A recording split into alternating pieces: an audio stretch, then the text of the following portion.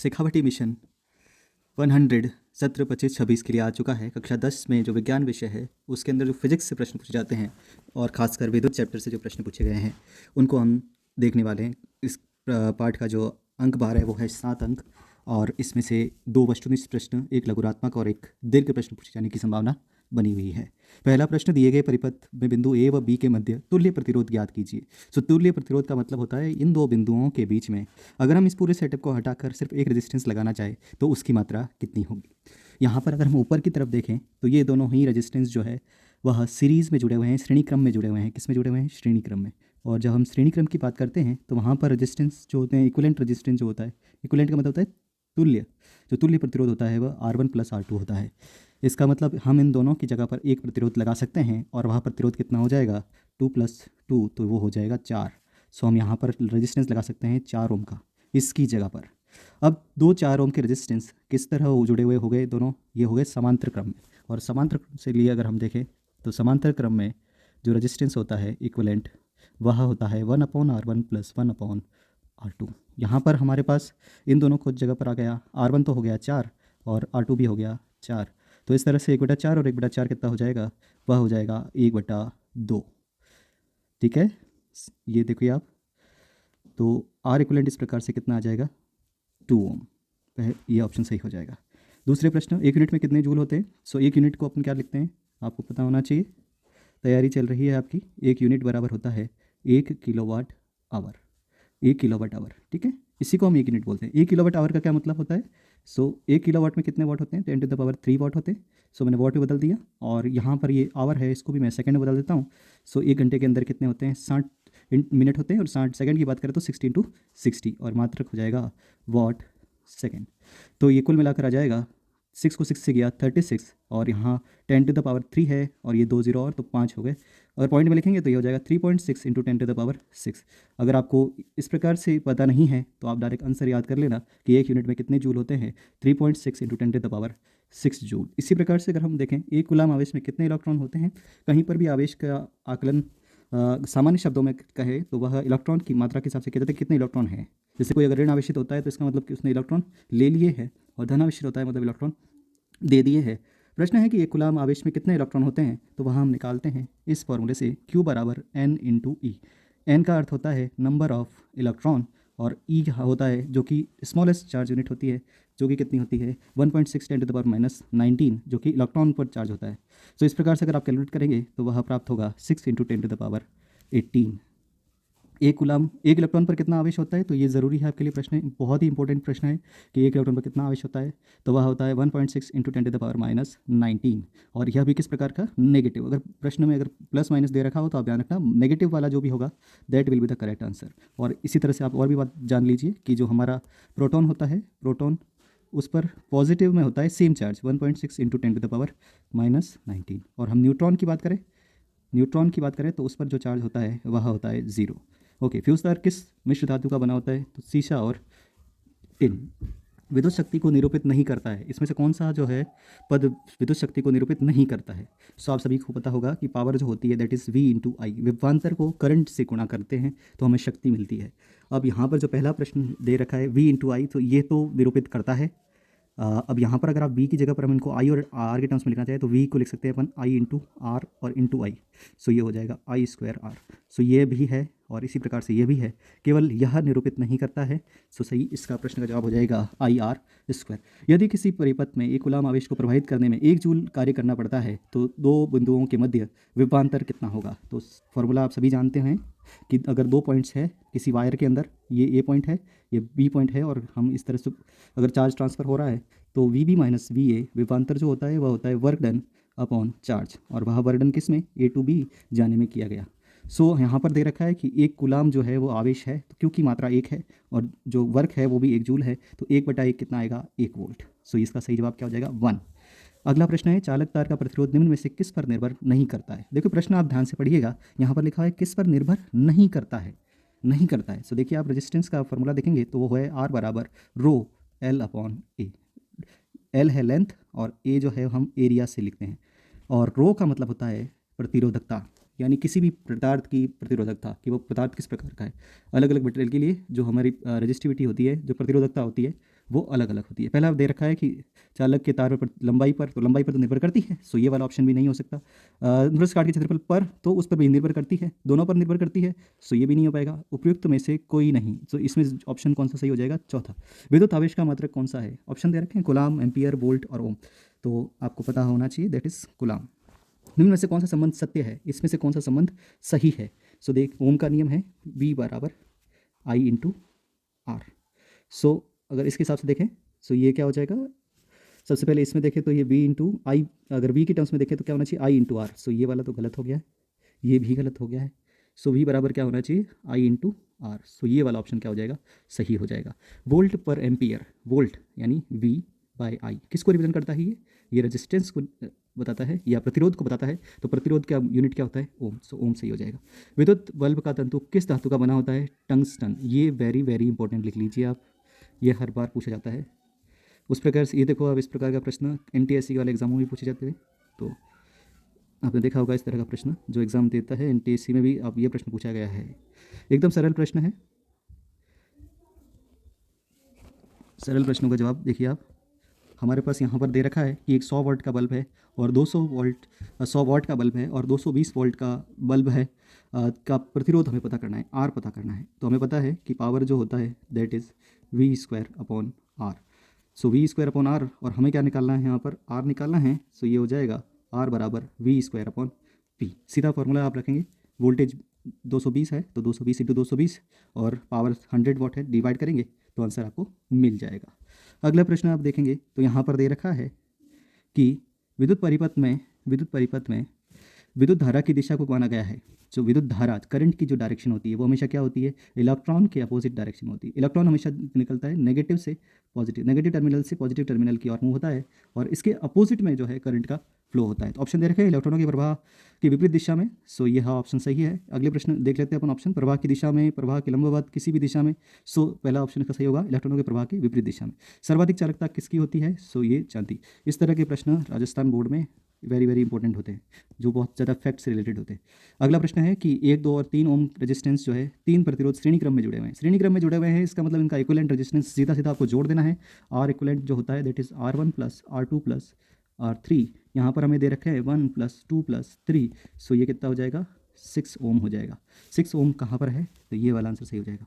ऊर्जा का ऐसा ही मात्रक, देखो प्रश्न अगर आप देखेंगे यहाँ पर यह भी एक ऊर्जा का मात्रक है, उष्मा का मात्रक है, तो उष्मा भी एक प्रकार की ऊर्जा है। यहाँ पर ऐसा ही मात्रक लिखा हुआ है, सो यहाँ पर ऑप्शन सही क्या हो जाएगा? जूल हो जाएगा। विद्युत ऊर्जा का व्यावसायिक मात्रक कौन सा है? तो व्यावसायिक मात्रक आप देखते हैं घर पर हम बातचीत करते हैं तो किसकी बात करते हैं? यूनिट्स में बात करते हैं कि इतने यूनिट आया, और उस यूनिट को क्या बोलते हैं अपन? Kilowatt hour, kilowatt hour. तो यहाँ पर अगर देखेंगे तो ये क्या है? किलो वाट, और आवर को लिखा है घंटा, सो ये वाला ऑप्शन सही हो जाएगा। विभव और विभवांतर का ऐसा यूनिट क्या होता है? तो ऐसा यूनिट इसका क्या होता है? वोल्ट होता है। जूल किसका होता है बच्चों? ये होता है ऊर्जा का। एम्पियर जो होता है ये होता है धारा का, और ये जो वाट है ये किसका होता है? ये शक्ति का होता है। ठीक है, विद्युत शक्ति हो, किसी भी प्रकार की शक्ति हो, जो भी, उसके लिए इसका प्रयोग होगा। अगला प्रश्न है प्रतिरोध और प्रतियोगिता में क्या अंतर होता है? प्रतिरोध किसी पदार्थ का वह गुण जो अपने में से प्रवाहित होने वाले आवेश के प्रवाह का विरोध करता है। किसका? आवेश का प्रवाह। आवेश के प्रवाह होने से होता क्या है? उसके अंदर धारा प्रवाहित हो जाती है, जो धारा का विरोध करेगा वो क्या कहलाएगा? प्रतिरोध। अगली बात करें, किसी चालक की प्रतिरोधकता और उसके चाल के प्रतिरोध के बराबर होती है जिसकी अनुप्रस्थ काट का लंबाई और उसकी खुद की लंबाई, अनुप्रस्थ काट का क्षेत्रफल, और क्षेत्रफल लिखिएगा आप, अनुप्रस्थ काट का मतलब ही क्षेत्रफल होता है, अनुप्रस्थ काट का क्षेत्रफल तथा लंबाई का एक इकाई हो। यानी हम पढ़े अभी तक R बराबर होता है रो L बाय ए। अगर हम L को 1 करें, A को 1 करें, तो ये क्या होगा? प्रतिरोधकता किसके बराबर हो गई? रेजिस्टेंस के बराबर। तो किसी चालक की प्रतिरोधकता और उस चालक के प्रतिरोध के बराबर होती है जिसकी अनुप्रस्थ काट का क्षेत्रफल तथा लंबाई क्या हो? इकाई हो। इकाई का मतलब 1 हो। निम्न में से परिभाषित कीजिए 1 ओम को, 1 वोल्ट को और 1 एम्पियर को। सिंपल परिभाषा आपको याद रखनी है, R बराबर होता है V अपॉन आई। तो हम इसको परिभाषा सिंपल लिखेंगे कि अगर किसी वायर के अंदर या तार के अंदर अगर विभवांतर जो है वो 1 ओम 1 वोल्ट है और करंट 1 एम्पियर है, तो रेजिस्टेंस कितना हो जाएगा? प्रतिरोध 1 ओम कहलाएगा। इसी प्रकार से अगर यहाँ पर देखें वोल्टेज, तो देखो विभवांतर का क्या परिभाषा है? वो होता है वर्डन अपॉन चार्ज। तो अगर हम किसी एकांक आवेश को एक बिंदु से दूसरे बिंदु तक ले जाने में अगर वर्क जो हम कार्य करेंगे वह अगर 1 जूल हो, तो वहाँ पर जो वोल्टेज होगा वह 1 वोल्ट होगा। इस प्रकार से अगर 1 एम्पियर की परिभाषा लिखना चाहे तो वह क्या हो जाएगी, आपको पता होगा V बराबर क्या होता है IR, और अगर हम I लिखेंगे तो वो हो जाएगा V/R। सो हम यहाँ लिखेंगे कि एकांक प्रतिरोध के चालक के अंदर जो विभवांतर अगर है दो बिंदुओं के मध्य वह 1 वोल्ट है तो उसमें प्रवाहित धारा का मान 1 एम्पियर होगा। ठीक है, इस प्रकार से इन परिभाषाओं को आप समझ सकते हैं। वो अमीटर और वोल्टमीटर और फ्यूज़ को विद्युत परिपथ में किस क्रम में जोड़ा जाता है, तो आपको पता होना चाहिए अमीटर हमेशा श्रेणी क्रम में जुड़ेगा, वोल्टमीटर हमेशा पार्श्व क्रम में जुड़ेगा, या फिर जिसको हम कहते हैं समांतर क्रम में जुड़ेगा, और फ्यूज़ को हम श्रेणी क्रम में जोड़ते हैं। देखो फ्यूज़ श्रेणी क्रम का क्या मतलब हुआ, डायरेक्ट सर्किट के अंदर सीधे तार के अंदर जुड़ा हुआ है। ठीक है, ये तार के अंदर श्रेणी क्रम में, अगर फ्यूज़ को अगर हम श्रेणी क्रम में जोड़ेंगे तो क्या होगा, अगर यहाँ जोड़ दे तो करंट तो फिर इसके अंदर से भी चली जाएगी। फ्यूज़ का मतलब क्या है, फ्यूज़ का मतलब है कि हमारे सर्किट को हमें क्या करना है, बचाना है। अगर ज़्यादा करंट आ जाए, ज़्यादा कुछ भी समस्या आ जाए, फॉल्ट हो जाए, तो हमें इसको क्या करना है, बचाना है। तो इसके मेन लाइंस के अंदर क्या होना चाहिए, जुड़ाव होना चाहिए। तो ये किस में जुड़ा होगा, श्रेणी क्रम के अंदर। ये बहुत ही महत्वपूर्ण प्रश्न है और आगे विज्ञान पढ़ने वाले बच्चों को ये याद हो रहना चाहिए। विद्युत धारा और विद्युत विभवांतर में क्या खास अंतर है, तो विद्युत धारा तो आपको पता है आवेशों के प्रवाह की दर को, ये देखिए आप यहाँ पर अगर हम इस परिभाषा को और सुंदर करना चाहें तो यहाँ पर कहेंगे आवेशों के सतत प्रवाह की दर को, सतत प्रवाह की दर को विद्युत धारा कहते हैं। और विद्युत धारा होगा आवेश बटा समय। विद्युत विभवांतर की बात करें, किसी विद्युत परिपथ में एकांक तनावेश को एक बिंदु से दूसरे बिंदु तक ले जाने में किया गया कार्य उन दोनों के बीच के विभवांतर का कहलाता है।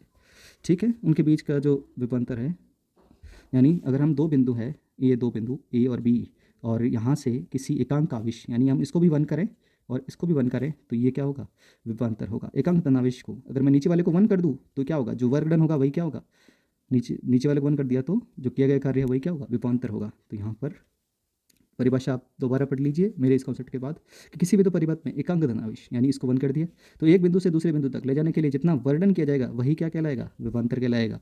घरेलू परिपथों में सामान्यतः विद्युत साधित्रों या जो उपकरण होते हैं उन्हें समांतर क्रम में जोड़ा जाता है, पार्श्व क्रम में क्यों नहीं जोड़ा जाता है। तो सबसे पहला है, सबके अंदर क्या होना चाहिए, सेम वोल्टेज जाना चाहिए। जैसे अगर मैं यहाँ पर बल्ब जला लगा रहा हूँ, ठीक है, ये बल्ब लग रहा है, ठीक है, और अगर श्रेणी क्रम में जुड़े होते तो यहाँ मैं टीवी लगा रहा हूँ तो फिर क्या होगा, जैसे मैं वोल्टेज देता हूँ 240 तो ये क्या होगा, बढ़ जाएगा यहाँ पर।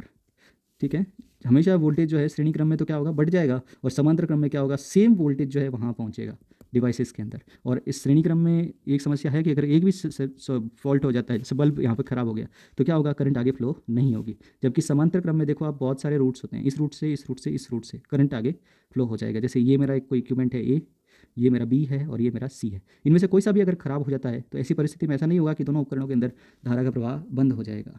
दूसरा महत्वपूर्ण बिंदु यह है कि जो भी हम वोल्टेज यहाँ पर उपलब्ध कराएंगे वो सभी पर समान रूप से हासिल हो जाएगा। जैसे 240 है तो इसके अंदर भी 240, हालांकि इसका इक्विपमेंट जो है उसके हिसाब से इसका वोल्टेज अलग, जो वोल्टेज यहाँ पर मौजूद है वो का वोल्टेज कहाँ होगा, यहाँ हमें मिलेगा। यहाँ पर हालांकि पावर अलग अलग आएगी क्योंकि रेजिस्टेंस क्या होगा, सब जगह अलग अलग होगा। ओके, आगे देखिए एक एक्सपेरिमेंट किया गया है ओम के नियम का, और उसके अंदर अमीटर और वोल्टमीटर का पाठ्यांक जो है 0.5 एम्पियर पर 2 वोल्ट है और 0.75 पर क्या है 3 वोल्ट। तो रेजिस्टेंस आपको निकालना पता है, आर बराबर क्या होता है, V/I। डायरेक्ट V का जो रीडिंग है वो लिखिए, दैट इज़ 2। करंट की जो रीडिंग है वो लिखिए 0.5, पॉइंट हटाया 0, 20, 4। सो इसका 4 ओम हो जाएगा। इसी प्रकार से आप इसका भी कर सकते हैं। ओके, आगे देखेंगे हम, ये वाला प्रश्न देखें। ओम के नियम से संबंधित एक परिपथ दे रखा है और उसके अंदर एक्स और वाई की यूनिट का निकालना आपने कि एक्स कौन सी चीज़ है और वाई कौन सी चीज़ है। सबसे पहली बात हमने अभी पढ़ा है कि अमीटर जो होता है वह हमेशा श्रेणी क्रम में जुड़ा होता है, किसमें, श्रेणी क्रम में। और जो हमारा वोल्ट मीटर है वह हमेशा समांतर या फिर पार्श्व क्रम में जुड़ा होता है। तो यहाँ पर देखिए कौन श्रेणी क्रम में जुड़ा हुआ है इस सर्किट के अंदर, यह जुड़ा हुआ है। तो ये क्या होगा, अमीटर। ये जो है इसकी रेजिस्टेंस, ये जो प्रतिरोध है उसके कैसे लगा हुआ है, ये पार्श्व क्रम में लगा हुआ है। तो यहाँ पर इसको अपन क्या बोलेंगे, ये क्या है, वोल्ट मीटर है। क्या है ये, वोल्ट मीटर। ओके, आगे देखिए ओम के नियम के विभवांतर और विद्युत धारा के मध्य एक ग्राफ बनाइए। तो सीधी सी अगर देखिए हम बात ही करते हैं ओम के नियम के अंदर कि V जो होता है वो डायरेक्टली प्रोपोर्शनल होता है I के, और जब भी कोई इस प्रकार का समानुपाती वाला चिन्ह होता है, ठीक है, यानी V के बढ़ने पर I बढ़ता है, तो इसका मतलब इसका ग्राफ कैसा आना चाहिए, ऐसा ही आना चाहिए, सीधी रेखा आनी चाहिए, क्योंकि आपको पता होगा ओम के नियम से कि V के बढ़ने पर I बढ़ता है। ओके, दूसरा प्रश्न है कि किसी तार के प्रतिरोध जो है वो किन किन बातों पर निर्भर करता है। तो R बराबर होता है ρL/A। सो ये किसी भी वायर, जैसे ये कोई वायर है, इसकी लंबाई पर इसके अनुप्रस्थ काट के क्षेत्रफल। ये कि अनुप्रस्थ का मतलब क्या होता है, जिससे अगर आप लौकी काटते हैं तो लौकी का जो वाइट वाला पार्ट होता है, ग्रीन वाला पार्ट नहीं, जो ये वाइट वाला पार्ट, इसी को क्या बोलते हैं अपन, अनुप्रस्थ काट का क्षेत्रफल। उस पर निर्भर करेगा, और एक ये रो पर निर्भर करेगा। रो क्या है ये भी तो पता होना चाहिए। जैसे अगर कोई कॉपर का तार है, ठीक है, एक कोई चांदी का वायर है, सबके अंदर, या सोनी का वायर है, तो इन सब के अंदर हम डिफ्रेंशिएट कैसे करेंगे? तो इनके लिए एक क्वांटिटी है, दैट इज रजिस्टिविटी, प्रतिरोधकता। सबकी प्रतिरोधकता अलग अलग होती है। सबसे कम किसकी होती है यहाँ पर? चांदी की। ओम के नियम का प्रायोगिक अध्ययन के लिए नामांकित चित्र विद्युत परिपथ बनाइए। ओम के नियम का बनाना है, सिंपल बनाना है आपको। सबसे पहले हमें चाहिए क्या? एक बैटरी, ठीक है, और उसके बाद जिस पे हम करंट फ्लो कराएंगे वो रेजिस्टेंस, और रेजिस्टेंस के हमारे उसके समांतर क्रम में लगेगा वोल्ट मीटर, और फिर एक अमीटर। और चूंकि हमें क्या करना है, बार बार इस रेजिस्टेंस को बदलना भी है, तो हम यहाँ पर क्या लगाएंगे? एक परिवर्ती प्रतिरोधक लगाएंगे। क्या लगाएंगे? परिवर्ती प्रतिरोधक, जिसको हम रियोस्टेट भी कहते हैं, ठीक है। ये क्या लगेगा यहाँ पर? ये बैटरी है, सो हमें नामांकित करना है, तो ये बैटरी हो गया, ये अमीटर हो गया, ये वोल्ट मीटर हो गया, और ये आर क्या है? हमारा प्रतिरोध। ये प्रतिरोध हो गया, ठीक है। अगला प्रश्न दे रखा है कि विद्युत बल्ब के तंतु में 0.5 एम्पियर विद्युत धारा 10 मिनट की प्रवाहित की जाती है, तो विद्युत परिपथ में प्रवाहित विद्युत आवेश का परिमाण ज्ञात कीजिए। सो हमें पता है कि आवेशों के सतत प्रवाह की दर क्या कहलाती है? धारा कहलाती है। तो आई बराबर हो जाएगा Q/T। चूँकि आई हमें यहाँ पर क्या दे रखा है? आई दे रखा है, और समय दे रखा है 10 मिनट। तो 10 मिनट को हम सेकंड में बदलेंगे तो कितने मिनट हो जाएंगे? ये 10 मिनट ये हो जाएंगे 600 सेकेंड्स, ठीक है। 10 मिनट, 1 मिनट में कितने होते हैं? 60 सेकंड होते हैं, तो 10 में कितने हो जाएंगे? 600 सेकंड। सो मैं यहाँ पुट कर देता हूँ, ये हो जाएगा 0.5, ये हो जाएगा Q, ये हो जाएगा 600। मुझे Q पता करना है, तो ये Q इधर एक तरफ रहेगा, ये इससे गुणा हो जाएगा 0.5 इंटू 600, सो ये हो जाएगा 00, और ये से हो जाएगा 3, सो ये हो जाएगा 3। और चूंकि यूनिट क्या है? गुलाम, सो ये हो जाएगा 300 गुलाम। ओके, अगला प्रश्न है कि एक सेल, एक विद्युत बल्ब, एक अमीटर और एक प्लग कुंजी को मिलकर एक विद्युत परिपथ की व्यवस्था का आरेख कीजिए। सो आप ये आराम से कर सकते हैं। एक परिपथ में एक पदार्थ की लंबाई जो दे रखी है वो L है, और मोटाई A है, और तो प्रतिरोध कितना है? 4। और अगर हम इसकी लंबाई को आधा कर दें और मोटाई को क्या कर दें? डबल कर दें, यानी एरिया, मोटाई मतलब उसके अनुप्रस्थ काट का क्षेत्रफल। सो सबसे पहले हमें ऐसे प्रश्नों को करते समय हमेशा ध्यान रखना है कि हमें उसे इस प्रकार से लिखना है, R बराबर रो L/A। शुरुआत में यह मामला था। फिर हमने क्या किया है दूसरे में? R' इस प्रकार। रो चूंकि सेम ही मटेरियल है तो रो तो सेम ही रहेगा। लंबाई को आधा कर दिया है तो L/2। एरिया को कर दिया डबल, दैट इज 2A। सो ये हो जाएगा R रो, और ये क्या हो गया? ये 2 कहाँ जाएगा? नीचे, सो ये 4A। रो L/A को अपन क्या लिख सकते हैं? पुराना वाला R, चूँकि पहले हमारा कितना था? R बराबर रो L/A। सो अब क्या हो जाएगा? रो L/A को लिख सकता हूँ R/4, तो R' क्या आ जाएगा? R/4। So this is the thing. So पहले हमारा प्रतिरोध कितना था? अब हमें दे रखा है कि पहले हमारा प्रतिरोध था 4 ओम, सो ये हो जाएगा R' will be 4/4, that is 1। अगला प्रश्न है विशुद्ध प्रतिरोधक अपरिवर्तनशील विद्युत धारा का परिपथ बनाइए। सो ये सेम वही बनाना है जो मैंने ओम्स लॉ के लिए अंदर बनाया है, ये वाला प्रतिरोध सेम सर्किट आपको बनाना है। अगले प्रश्न में दे रखा है कि आप इसके अंदर इस वाले सर्किट में इसका इक्विवेलेंट रेजिस्टेंस निकालिए। सो देखिए आप, एक बटा ये 4, 2, 4 दोनों किसमें जुड़े हुए हैं? समांतर में। समांतर में जुड़े हुए हैं तो फॉर्मूला लगेगा 1/R बराबर 1 जो भी रेजिस्टेंस है, 2 रेजिस्टेंस है, ये 1/4, 1/4। सो ये हो जाएगा 1/8। सो सॉरी 1/2, एलसीएम लेंगे हम इसका। सो 1/4, 1/4 इज़ 1/2। सो आर बराबर कितना हो जाएगा? 2। तो यहाँ पर इसको रिप्लेस किया जा सकता है 2 के साथ। ये 2 है और ये 2 है, और तीनों ही किस में है? ये सीरीज़ के अंदर। तो सीरीज़ में सीधा सीधा जुड़ जाएगा, तो 2, 2 और 2 कितना हो जाएगा सीरीज़ में? 6 ओम। सीधा जोड़ देते हैं अपन इसमें श्रेणी क्रम के अंदर। सो अभी हमें क्या निकालना है? करंट निकालना है। तो आई बराबर होगा V और अपॉन में R। सो ये हो जाएगा 12 डिवाइडेड बाय 6, सो ये आएगा 2।